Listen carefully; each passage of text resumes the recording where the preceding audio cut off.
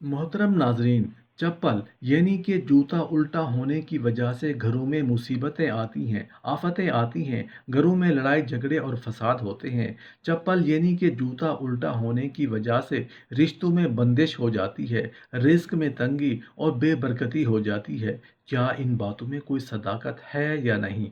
कुरान और अहादीस में चप्पल यानी कि जूता उल्टा होने से घरों में कौन कौन सी बीमारियां आती हैं, जानने के लिए वीडियो को आखिर तक ज़रूर देखिएगा। बिस्मिल्लाहिर्रहमानिर्रहीम। अस्सलामु अलैकुम वरहमतुल्लाहि वबरकातुहू। नहमदुहु व नुसल्ली अला रसूलिहिल करीम।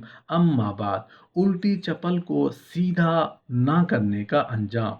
उल्टी चप्पल को सीधा करना क्यों ज़रूरी है? मोहतरम नाजरीन, आइए सब मिलकर पढ़ते हैं अल्हम्दुलिल्लाह। एक बार फिर पढ़ें अल्हम्दुलिल्लाह। एक बार फिर पढ़ें अल्हम्दुलिल्लाह। आप सोच रहे होंगे कि 3 बार मैंने आपको अल्हम्दुलिल्लाह क्यों पढ़ने को कहा है।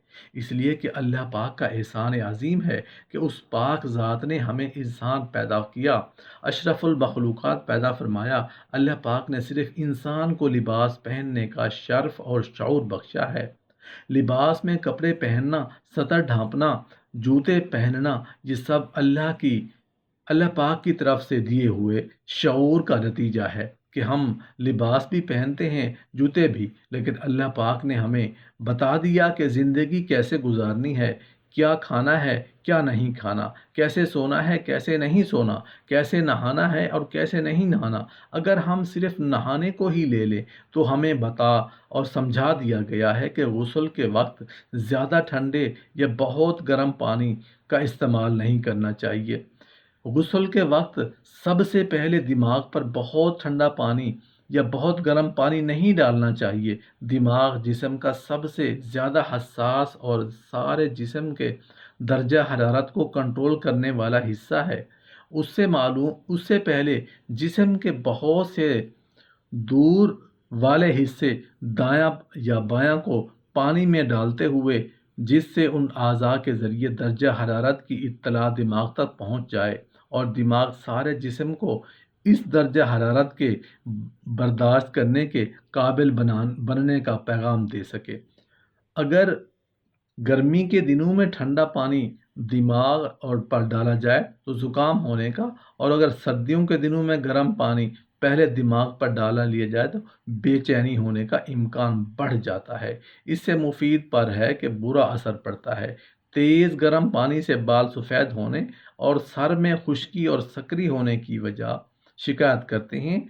इस तरह अगर हम सोने और लेटने की बात करें तो हमें कुरान और सुन्नत के मालूम हुआ है कि कैसे सोना है, कैसे नहीं। हज़रत इब्ने तफ़्ख़ा अल-गाज़ी रज़ियल्लाहु अन्हु फरमाते हैं कि मुझे मेरे वालिद ने बताया कि रसूलुल्लाह सल्लल्लाहु अलैहि वसल्लम एक गिरोह में गए, वहाँ रात को ठहरे। रसूलुल्लाह सल्लल्लाहु अलैहि वसल्लम रात को निकले तो आप सल्लल्लाहु अलैहि वसल्लम ने मुझे पेट के बल लेटे हुए पाया, तो अपने पाँव मुबारक से मुझे ठोकर मार दी। मैं उठा तो आप सल्लल्लाहु अलैहि वसल्लम ने फरमाया, मैं इस तरह ना लेटूं, क्योंकि इस तरह जहन्नुम वाले लेटते हैं।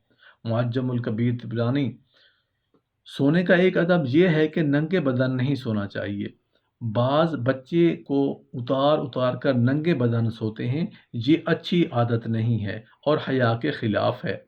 ख़ास तौर पर जब लोगों के दरमियान सोई तो बुरी बात है। अगर बहुत ज़्यादा गर्मी लगे या ज़रूरत हो तो बारीक कुर्ता पहन लेना चाहिए, मगर नंगे बदन सोने से बचना चाहिए। अगर लोग बैठे हुए हों तो उनके दरमियान भी नहीं सोना चाहिए। रसूलुल्लाह सल्लल्लाहु अलैहि वसल्लम ने फरमाया, उससे लोगों को तकलीफ होती है। ऐसी छत पर भी नहीं सोना चाहिए जिसकी मुंडेर ना हो। रसूलुल्लाह सल्लल्लाहु अलैहि वसल्लम ने ऐसे आदमी से बेज़ारगी का इजहार फरमाया है। उसकी वजह से यह है कि बाज़ औक़ात नींद में आदमी को एहसास नहीं होता और किसी वजह से वो गिर जाता है। इसलिए हिफाजत की वजह से ऐसी छत पर नहीं सोना चाहिए। मोहतरम नाज़रीन, चप्पल यानी कि जूता उल्टा होने की वजह से घरों में मुसीबतें आती हैं, आफतें होती हैं, घरों में उल्टी लड़ाई झगड़े और फसाद होते हैं। चप्पल वगैरह के जूता उल्टा होने की वजह से रिश्तों में बंदिश ہو جاتی ہے اور رزق میں تنگی اور بے برکتی ہو جاتی ہے۔ کیا ان باتوں میں کوئی صداقت ہے یا نہیں؟ قرآن و احادیث میں چپل یعنی کہ جوتا الٹا ہونے سے گھروں میں کون کون سی بیماریاں آتی ہیں، کوئی سچائی نہیں۔ تو ماہرہ اسلامک ٹی وی کی توسط سے یہ بات کلیئر کرنا چاہتا ہوں کہ ایسی باتوں میں کوئی سچائی نہیں، یہ سب من گھڑت باتیں ہیں۔ چپل یعنی کہ جوتا الٹا ہونے کی وجہ سے گھروں میں مصیبتیں آتی ہیں، یہ بات نہ قرآن میں موجود ہے، نہ کسی حدیث میں اس کا ذکر ہے، اور نہ کسی روایت میں ایسا کچھ بتا دیا گیا ہے۔ البتہ چپل یعنی کہ جوتا الٹا ہونا یہ ایک ادب کے خلاف ضرور ہے۔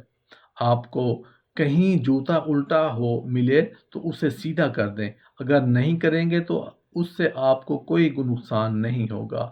اسی طرح زندگی گزارنے کے اور بہت سارے آداب ہیں، مثال کے طور پر کھانا کھانے سے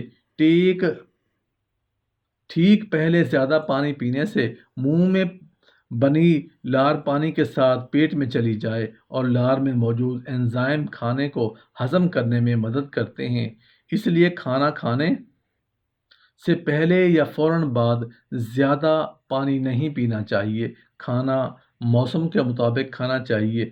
گرمی میں ٹھگ اور سردی میں حرارت عطا کرنے والی چیزیں ہیں جن میں کھانی چاہیے، انہیں بھرپور مقدار میں اور خوب چبا کر کھانا چاہیے۔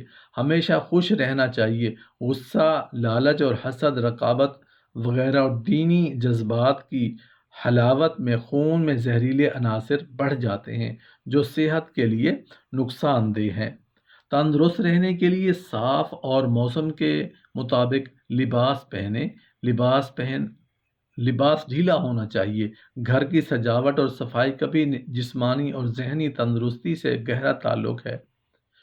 کھانا سادہ اور زود ہضم اور بھوک سے کچھ کم کھانا چاہیے، کیونکہ کھانا بھوک لگنے پر ہی کھائیں اور باقاعدہ وقت پر کھانا کھانے کی عادت ڈالنی چاہیے۔ کھانا کھانے کے بعد پیشاب کریں، اس سے پیٹ ہلکا ہو جاتا ہے اور پیشاب سے متعلقہ بیماریاں بھی نہیں لگتی۔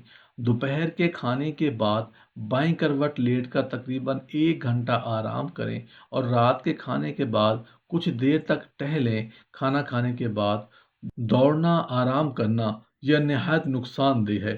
ایک دوسرے کی برعکس خوبیوں والی چیزوں کو ایک ساتھ نہیں کھانا چاہیے، اس سے کھانا زہریلا ہو جاتا ہے، جیسے دودھ کے ساتھ مچھلی،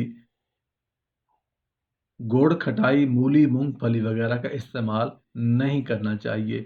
رواج سورج نکلنے سے پہلے روزانہ سورج نکلنے سے پہلے بیدار ہو کر خدا کو یاد کرنا چاہیے، اس سے دل کو سکون حاصل ہوتا ہے اور جسم میں چستی پھرتی قائم ہو رہتی ہے۔ بستر چھوڑ کر موسم کے مطابق پانی پینا چاہیے۔ کھلی ہوا میں تمہاری دیر تک ٹہلنا چاہیے، اس رفع حاجت کا زور بڑھتا ہے اور معدہ ہوتا ہے۔